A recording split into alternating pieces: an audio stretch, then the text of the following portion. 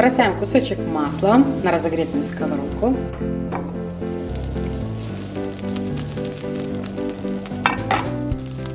Лучок.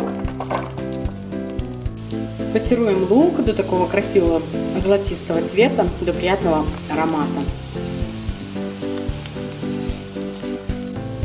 Далее добавляем пару столовых ложек томатного соуса. Можно его не добавлять, смотрите на свой вкус. И буквально спустя минутку добавляем шпинат.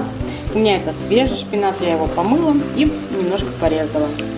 Буквально 2-3 минуты он сейчас осядет и станет его гораздо меньше. Перемешать сейчас с луком и все. Вот буквально я перемешала, смотрите, сразу он осел. Сейчас подожду буквально минутку-две, то есть можно смотреть по состоянию. Кто-то любит больше такой готовый шпинат, кто-то любит сыроватый, поэтому все решайте сами.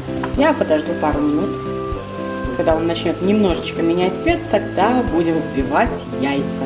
И полезный, вкусный, быстрый завтрак готов. Итак, сейчас я буду вбивать яйца.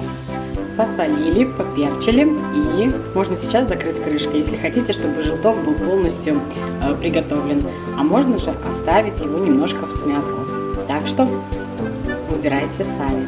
Смотрите, какая красота. Очень быстро на самом деле и очень вкусно. Так что приятного аппетита. Вот такая вкусняшка получилась, поэтому обязательно попробуйте, я уверена, вам понравится. На этом я заканчиваю. Приятного вам аппетита, будьте здоровы и счастливы. Пока-пока.